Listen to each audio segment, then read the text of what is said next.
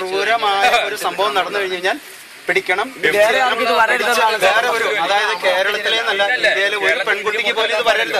പക്ഷെ ഇങ്ങനെ ഒരു ക്രൂവൽ മർഡർ ആണ് എന്നുള്ളത് ആ സമയത്ത് ഞങ്ങൾ എല്ലാവരും ഇവിടെ ഈ കനാൽ മണ്ഡലത്തിൽ നിൽക്കുന്നുണ്ട്. മാഡം അതുകൂടെ പറയാം. ഈ പറയുന്ന പെൺകുട്ടിയുടെ മരിച്ചു കിടക്കുക ഞങ്ങൾ ഇവിടെ നിൽക്കുന്നുണ്ട്. പക്ഷെ ഞങ്ങൾക്ക് ആർക്കും ധൈര്യമില്ല ഇങ്ങോട്ട് കടന്നു വരാൻ.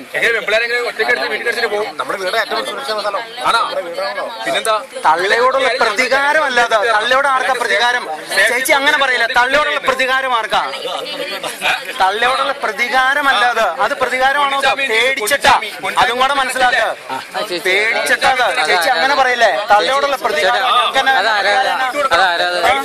ചേച്ചി ഇങ്ങനെ വേണ്ടി പറയില്ലേ?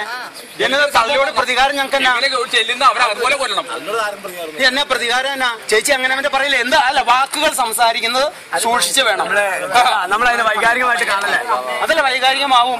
ഏത് ആൺകുട്ടിയാണേലും പെൺകുട്ടിയാണേലും വീട്ടിൽ തന്നെ ഇരിക്കുന്ന ഒരു കുട്ടിക്ക് സംഭവിച്ച കേസ് എന്ന് പറഞ്ഞു കഴിഞ്ഞാൽ അത് വളരെ ക്രൂരമാണ്, വളരെ മൃഗീയമാണ്. അത് കേരളത്തിൽ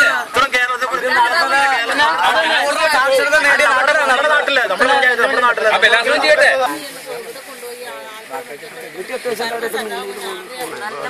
ചേച്ചിയൊക്കെ പറഞ്ഞു. ആ റെസിഡൻസ് അസോസിയേഷന്റെ വൈസ് പ്രസിഡന്റ് ഒക്കെ പറഞ്ഞു സംസാരിക്കാൻ മുകളിൽ എന്തെങ്കിലും എന്നുള്ളത് നമുക്കതിനെ കുറിച്ച് അറിയാൻ പാടില്ല. കൊണ്ടുപോയി എടുത്ത ബോഡി ആലപ്പുഴ മെഡിക്കൽ കോളേജിൽ കൊണ്ടുപോയി പോസ്റ്റ്മോർട്ടം ചെയ്ത് 6 രാത്രി ഇവിടെ കൊണ്ടുവന്ന മലമ്പുറ കൊണ്ടുപോയി അങ്ങനെ ചെയ്യുന്നത്. അന്ന് വൈകുന്നേരം തന്നെ പരിപാടികൾ തീർന്നു. ഉച്ചയ്ക്ക് ഒരു മരണ കേസ് ആത്മഹത്യ ചെയ്യണ ഒരു ബോഡി വീട്ടിൽ നിന്ന് കൊണ്ടുപോയി കഴിഞ്ഞാൽ അന്ന് 5 മണി കഴിഞ്ഞാൽ പിന്നെ ഒന്നും ചെയ്യില്ല എന്ന് പറഞ്ഞവരിട്ട് പിറ്റേ ദിവസം ആ ബോഡി തിരിച്ച് വീട്ടിലെത്താൻ തൊട്ടടുത്ത പോലീസ് സ്റ്റേഷനില് തൊട്ടടുത്ത ഹോസ്പിറ്റലിൽ ഇത് കൊണ്ടുചെന്ന് കഴിഞ്ഞാൽ ഉച്ചയാകുമ്പോഴത്തേക്കാണ് നമുക്കത് 1 മണി 2 മണിക്കാകുമ്പോൾ പിന്നെ 6:30 ആയപ്പോ തന്നെ ഇത് കൊണ്ടുവന്നെങ്കിൽ ആ ആലപ്പുഴ മെഡിക്കൽ കോളേജിൽ ഇതിനുള്ള സർവ്വസന്നാഹം ഒരുക്കിയിട്ടുണ്ടായിരുന്നു. അത് അവിടെ കൊണ്ടുവന്ന നാട്ടുകാർ അറിയാത്ത വിധത്തിൽ ഇവിടെ ഇത് ചെയ്യാനുള്ള സർവ്വസന്നാഹം ഒരുക്കിയിട്ടുണ്ടായിരുന്നു. അപ്പൊ ഇതിന്റെ മുകളിൽ ശരിക്കും നല്ല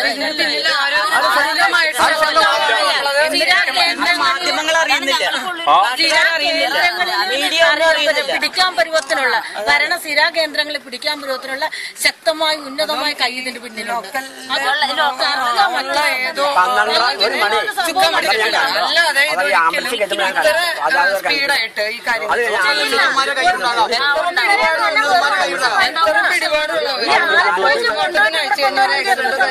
ഒരു ദിവസം 1.5 ദിവസം വിട്ട് കളിപ്പിക്കാതെ നമുക്ക് ഈ സംഭവം ഇത്രയും ഇമ്മീഡിയറ്റ് ആയിട്ട് മണിക്കൂറുകൾക്കുള്ളിൽ കൊണ്ടുവന്നു.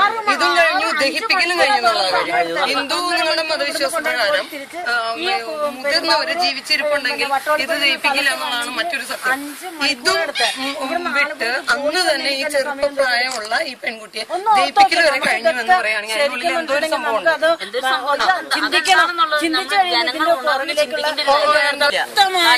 ഉന്നതമായ നല്ല ഭരണ സ്ഥിരാകേന്ദ്രങ്ങളിൽ കൈകടത്താനുള്ള ഉന്നതമായ കൈ നിലയിലുണ്ട്.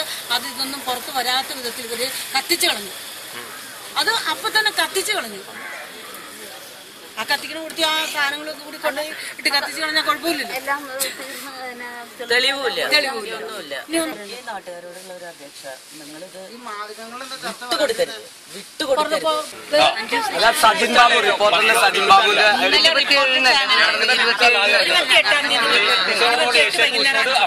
5 മണി എപ്പോഴാണ് അമ്മ അറിയുന്നത് സംഭവം എപ്പോ നടന്നു? പോലീസ് നിഷ്ക്രിയമാണ്, അല്ലെങ്കിൽ ആഭ്യന്തരമന്ത്രി രാജിവെക്കുക, അത് ഇത് എന്ന് പറഞ്ഞാൽ എല്ലാവരും ചെയ്യുന്ന ഒരു സ്ഥിരം പല്ലവി. അപ്പം എന്താ ആത്മാർത്ഥതയുണ്ടെന്നാണ് പറഞ്ഞത്? നമ്മളുടെ കൂടെ പ്രശ്നമുണ്ടായി ഡൽഹിയിൽ നിർഭയം. ഇത് കൂടുതൽ ക്രൂരമായിട്ടാണ് അടുത്തത് വരുന്നത്. ഇതിന് നമ്മളെ ഇതിന് ചെയ്യേണ്ട സിമ്പിൾ എന്ന് പറഞ്ഞു കഴിഞ്ഞാൽ നിങ്ങൾ ഇവനെ പിടിച്ചിട്ട് ഞങ്ങൾ നാട്ടുകാർക്ക് വിട്ടു അതിനു വേണ്ടിയിട്ട് സംസാരിക്കും. VIP പ്രൊട്ടക്ഷനിൽ അവനെ കൊണ്ടുവരും. ഇവിടെ മന്ത്രിമാരൊക്കെ പ്രൊട്ടക്ഷനിൽ അവനെ കൊണ്ടുവരുന്നത്. അതൊക്കെയാണ് ഇവിടുത്തെ ഉള്ള സംരക്ഷണം. അവനെ കൊണ്ട് ചുമ്മാ ഇവിടെ ഇറക്കി വെച്ചാൽ മതി. എന്നാ ഈ പെങ്കൊച്ച് ഇത്രയും പഠിച്ച പെങ്കൊച്ചിന് പ്രൊട്ടക്ഷൻ കൊടുക്കാൻ ഇവിടെ പറ്റില്ല ഈ നിയമത്തിന്. അവന് അവളെ മൃഗീയമായി കൊന്നവർക്ക് പ്രൊട്ടക്ഷൻ കൊടുക്കാൻ VIP പ്രൊട്ടക്ഷനിൽ കൊണ്ടുവരും. അതാണ് ഇവിടുത്തെ നിയമം. അതിനെ ചോദ്യം ചെയ്യേണ്ടത്. അല്ല ചുമ്മാ ഈ ജോലി ചെയ്ത് കൂലി മേടിക്കുന്ന പോലീസുകാരെ ചുമ്മാ തെറി വിളിക്കാനും പോലീസുകാർ അങ്ങനെ ചെയ്തില്ല കുറെ രാഷ്ട്രീയവൽക്കരിച്ചിട്ട് കണ്ട കാര്യം ഇവിടെ അടുത്തുണ്ടല്ലോ പെമ്പിള്ളേരായിട്ട് ജീവിക്കുന്നവരുണ്ടല്ലോ. ഞങ്ങളുടെ ഈ നാട്ടുകാരുടെ മൊത്തം എതിരെ കേസെടുത്തു. യാതൊരു അല്ലാതെ ഈ കേസ് നടത്തി അവനെ സുപ്രീം കോടതിയിൽ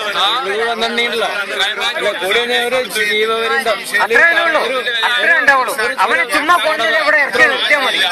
എനിക്കുണ്ട് ഒരു മോള്, എനിക്കൊരു കുഞ്ഞുമോള്, വലിയൊരു ജീവപര്യന്തം വലിയൊരു അവനെ ചുമ്മാ കൊണ്ട് ഇവിടെ ഇറക്കി നിർത്തിയാൽ മതി. ജനങ്ങൾ തീരുമാനിക്കുന്നത്. പ്രസ്താവനയാണ് ഞങ്ങള് ആം ആദ്മി പാർട്ടിയിൽ നിന്ന് പ്രതീക്ഷിക്കുന്നത്.